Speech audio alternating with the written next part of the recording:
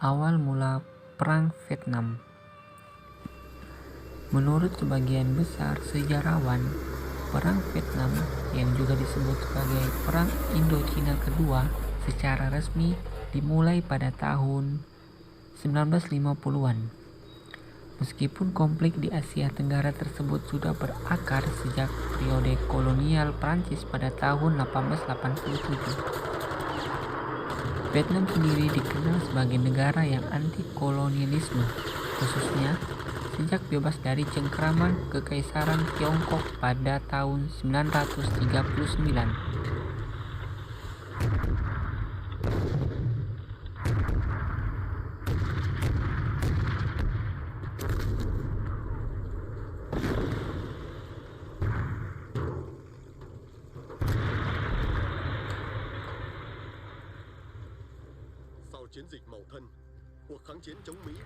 Oleh karena itu, mereka selalu menentang Jepang dan pemerintahan boneka Vichy Prancis yang memerintah mereka selama Perang Dunia Kedua berlangsung. Melansir dari laman History, setelah blok poros menyerah pada tahun 1945, Vietnam berada dalam status quo. Ho Chi Minh melihat kesempatan ini dan mendeklarasikan kemerdekaan Vietnam Utara pada 2 September 1945. Ia pun menjadi presiden pertama dari Republik Demokratik Vietnam yang berhaluan komunis. Báo cáo thủ trưởng, máy bay địch đánh trúng kho hàng của binh chạm 33, làm nổ tung 1.200 tấn vũ khí, 500 phi xăng. Bộ Tư lệnh 559 đánh điện ra xin nhận khuyết điểm.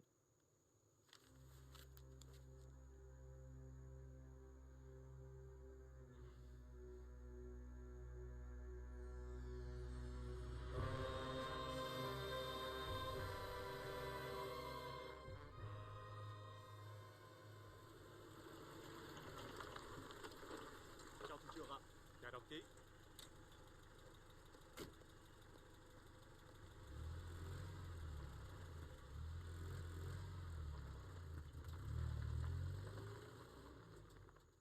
Quân ủy Trung ương, Bộ Tổng Tham mưu muốn cục diện chiến trường thay đổi.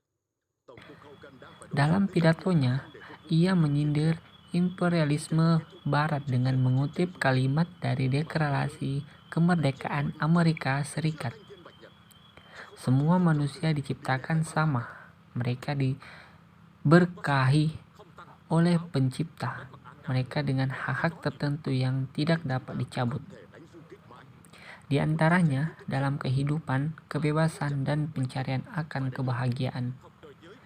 Selanjutnya, pada tahun 1946, Ho Chi Minh menolak proposal Prancis yang menawarkan pemerintahan terbatas atas Vietnam dan memulai perang gerilya melawan Prancis.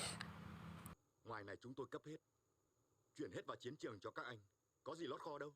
Nhưng lính tôi vẫn chết vì sốt rét trong khi chiến ninh của ông mối sòng ở hốc bạc tó nào đó. Lính tôi đó rã họng trong khi gạo của ông chuột núi Trường Sơn và đục khoét. Nhận lương bằng gùi thì hết cung đường. Lính giận tại các ông ăn hết mẹ gùi gạo.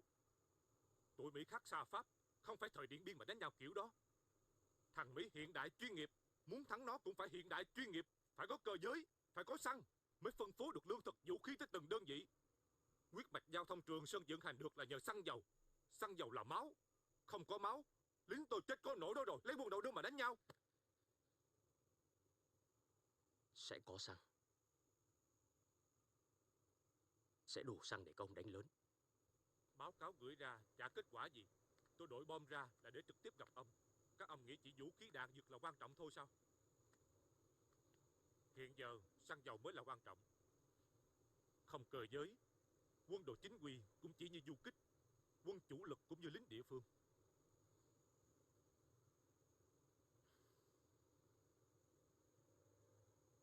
Tôi sẽ đi B một chuyến. Ông đi B? Ông sẽ thấy một đường ống xăng dầu chạy dọc Trường Sơn.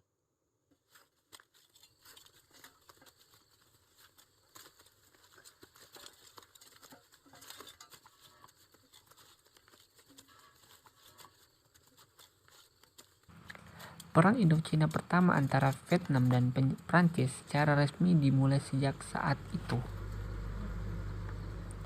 4 tahun kemudian, tepatnya pada bulan Januari 1950, Republik Rakyat Tiongkok dan Uni Soviet secara resmi mengakui Republik Demokratik Vietnam. Keduanya pun mulai memasok bantuan ekonomi dan militer kepada para pejuang perlawanan komunis di negara itu. Sao không ở nhà làm bài tập? Chiều nào cũng ra đây làm gì? Em học xong rồi mà. Hôm nay chị dạy em cách chọn thời điểm bắn đón nhá. Thao tác lắp đạn đã thành thạo chưa? Rồi ạ, em lắp đạn cả tuần nay rồi mà.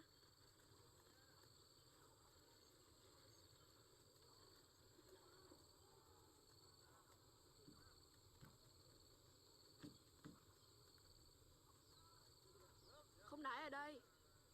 Thế đáy đâu hả chị? Bất kỳ đâu nhưng không phải ở đây.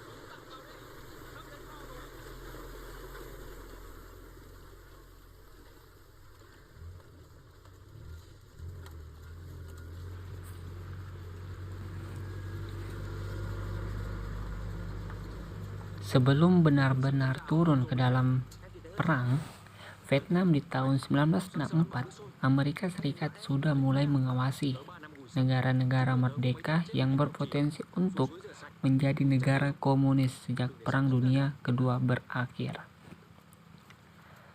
Dalam pidatonya di depan Kongres pada Maret 1947, Presiden Amerika Serikat yang pada saat itu dipimpin oleh Harry Truman menyatakan sebuah kebijakan luar negeri di mana Amerika Serikat akan membantu negara manapun yang stabilitasnya terancam oleh paham komunisme.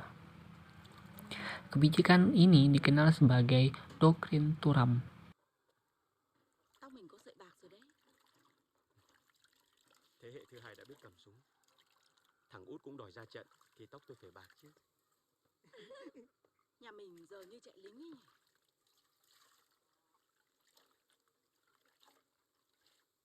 Con một uống nước. Mời mẹ. Thưa bố mẹ, đầu tuần tới khóa con đi bê.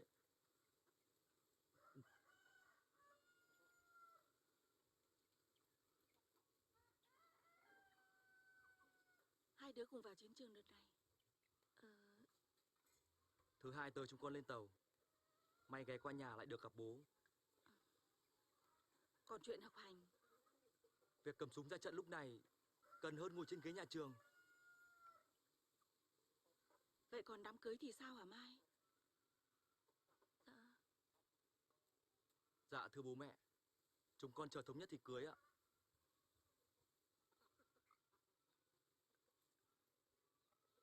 Còn Lương còn Hòa đâu? Cơ quan cử chúng nó xuống Hải Phòng nhận đường ống do Liên Xô viện trợ. Chiều mới về.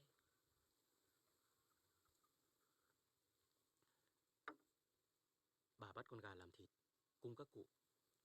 Tôi cũng sắp đi chiến trường.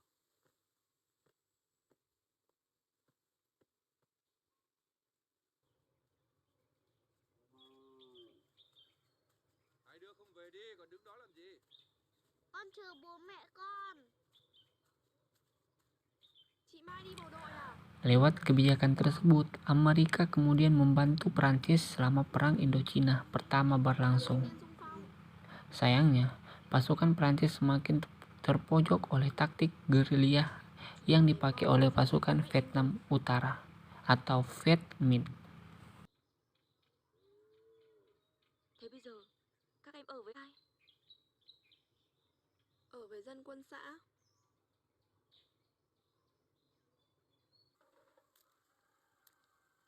Mẹ ạ, báo mới đăng bài phóng sự của con. Thế à? Ơ bố mới về ạ. Tưởng anh Nhân đi bê.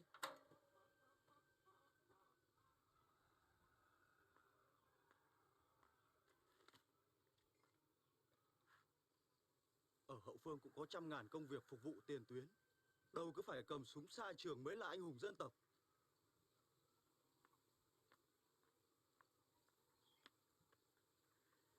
Cũng phải có người viết một cái gì đấy. Đức, hãy để cho anh con yên.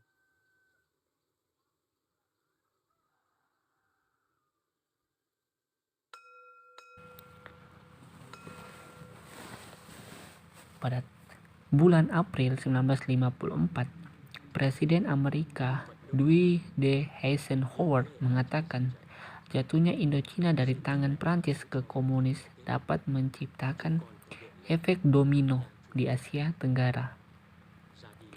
Seperti yang dilansir dari New York Times, teori ini kemudian akan memandu intervensi berlebihan Amerika dalam Perang Indochina untuk 1 dekade berikutnya. Sekitar bulan Maret sampai Mei 1954, pasukan Prancis yang mencoba menaklukkan kembali Indochina dipermalukan di Dien Bien Phu oleh pasukan Vietminh yang dibantu oleh Tiongkok dan Uni Soviet.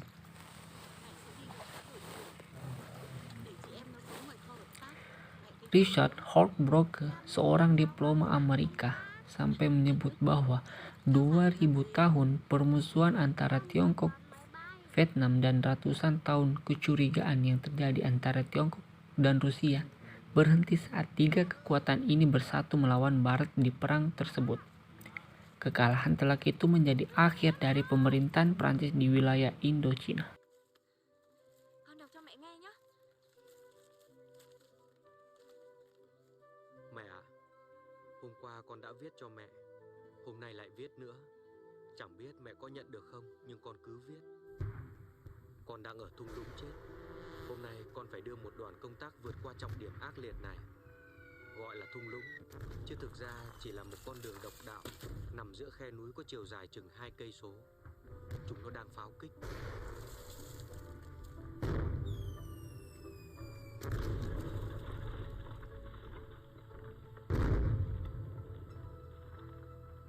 Cứ 30 phút lại một lần giọt pháo, mỗi lần vài chục quả, đều đặn, chính xác. Chẳng có gì sống được ở đây trừ mấy thằng giao liên bọn con. Chiến tranh có thể là nỗi kinh hoàng ở đâu đó, nhưng ở đây bọn con quen rồi. Chỉ cần chắc chắn mình ở ngoài tầm khi chúng bắn và vượt qua giữa các đợt pháo kích là an toàn. Vài ngày một lần con đưa người băng qua thung lũng này. Hôm nay là một đội văn công. Đồng chí à!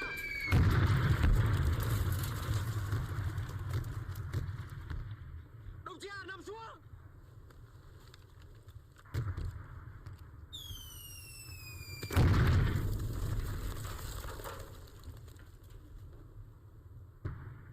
Tôi nói đồng chí à, quay lại chỗ của mình!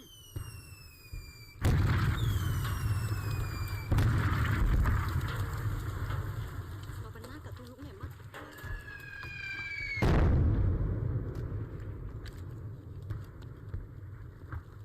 Tôi nói ngồi xuống! Sống chết có số, tránh giặc được đồng chí. Mẹ kiếp! Đồng chí có thể không quý mạng sống của mình, nhưng ở cung đường của tôi không ai được phép chết. Chết đâu dễ thế.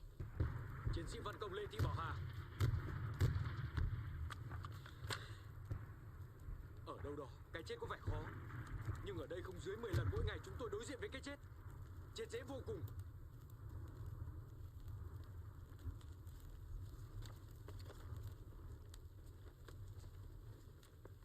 Tất cả nghe đây! Rút đợt pháo, mau chóng vượt qua khu vực nguy hiểm này trước khi trực thăng tới.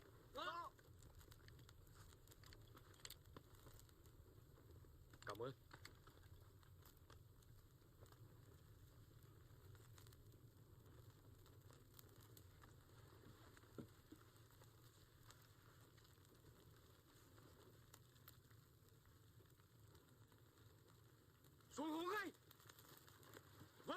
bạn nữa. Nằm xuống.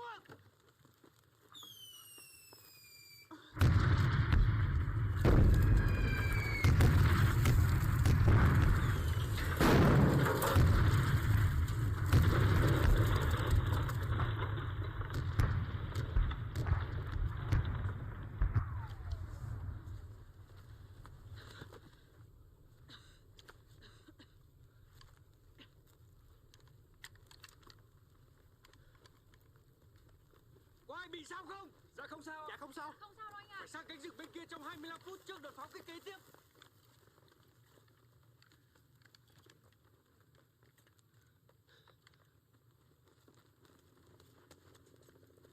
Đừng có uống nhiều. Ra mồ hôi mệt đấy. Cũng cần phải tiết kiệm nước. Mẹ kiếp. Nước ở đây toàn chất độc hóa học, không uống được đâu. Mẹ kiếp, tôi biết rồi.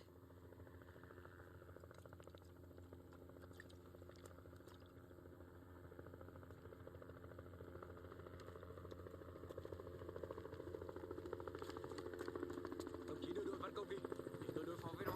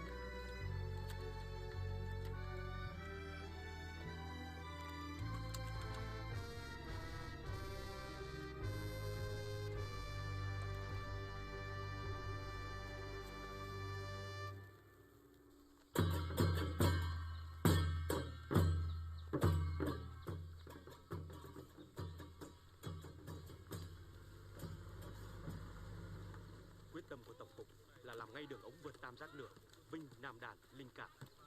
Tôi muốn các đồng chí xong ngay trong tuần này để tiếp tục thi công vào sâu phía Nam. Chúng ta chỉ có 200 km đường ống. 400 km đường ống nữa mới cập cảng. Ta sẽ xin bạn viện trợ, nhưng về lâu dài phải tự sản xuất lấy.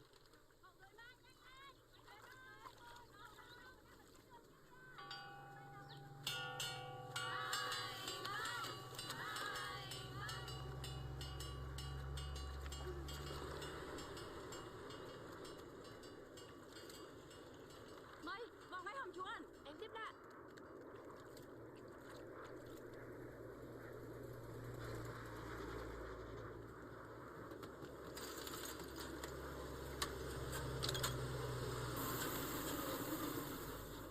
Bám sát mục tiêu.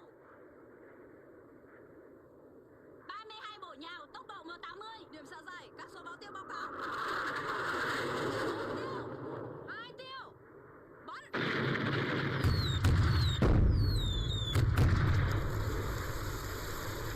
Trục xạ mục tiêu. 3,1. Chuẩn bị. Bắn. Bắn. Mục tiêu. Chuẩn bị. Bắn. Bắn.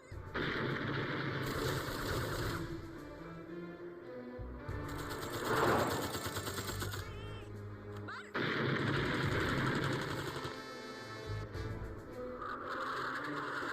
bị. Bắn.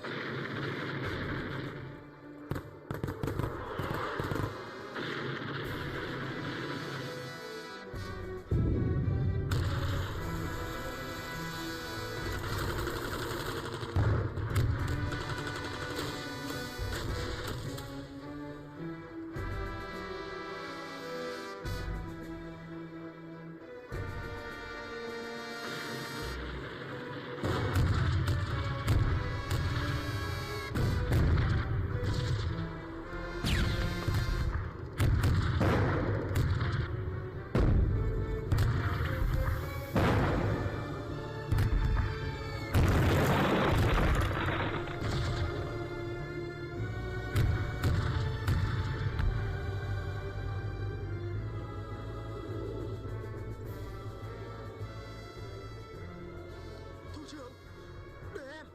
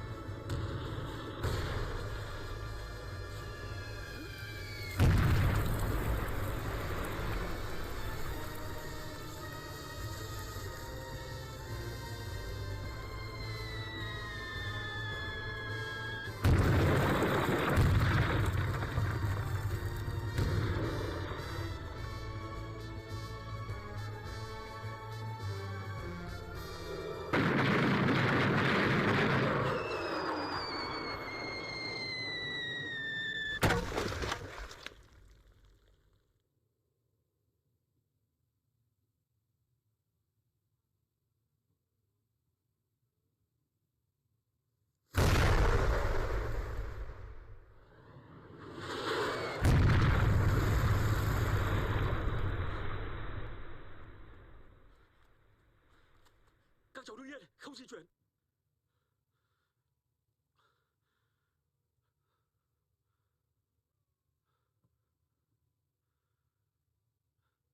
Đái có sao không bác?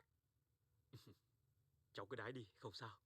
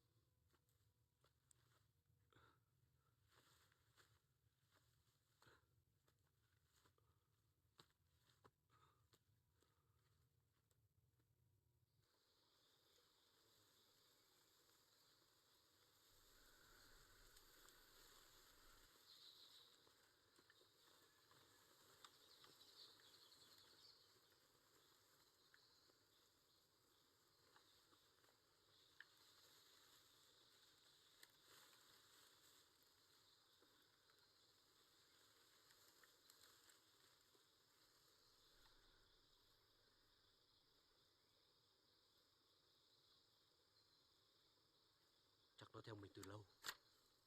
Tụi nó đã phát hiện, gọi trực thăng tới đón ở điểm 8. Anh gọi đại bàng nghe rõ trả lời. Anh có chuẩn bị để phun bắn hả?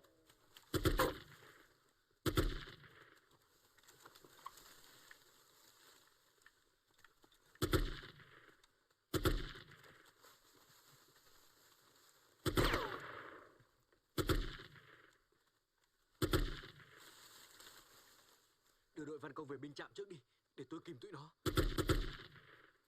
Cẩn thận, bên trạm sẽ cho người ra tiếp ứng.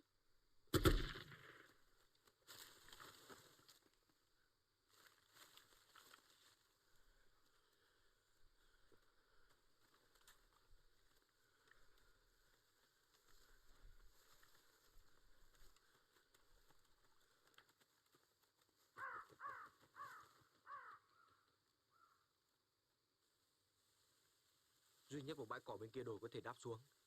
Chắc chúng gọi trực thăng tới bốc đi.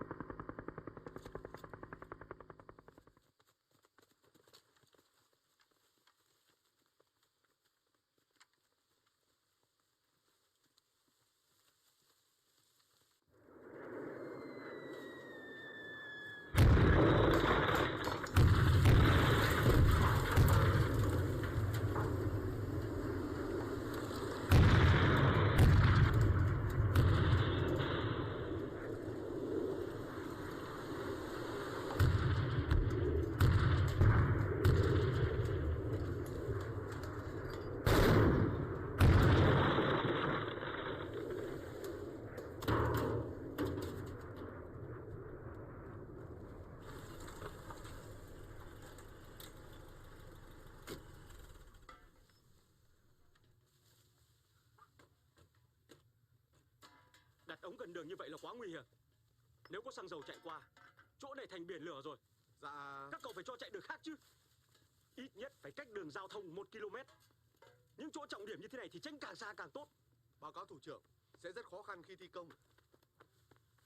Đồng chí nghĩ đây là công việc dễ dàng sao? Thủ trưởng, Tổng cục Điện vào báo cáo, sớm nay X42 đã vận hành thành công. Dòng xăng từ Nam Thanh đã được bơm vào Nga Lộc. Tốt quá. Cậu thay mặt tôi điện ra biểu dương các đồng chí ấy. Dạ vâng, tôi sẽ gọi ngay.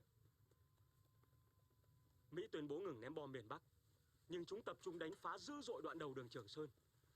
Vì vậy, các cậu phải làm cho xong đoạn này ngay. Báo cáo thủ trưởng. Tôi không cần biết cậu làm cách nào, nhưng Tết Nguyên đán phải có xăng ở Nà Tông cấp cho 559 chạy ban ngày. Thưa anh, chuyên gia đường ống không vào được tuyến trong, người thì thiếu trầm trọng. Tôi biết, nhưng xong tuyến đường ống đầu tiên, chúng ta thành chuyên gia cả rồi. Về nhân lực, tôi sẽ tách công trường 18 thành 2 khung.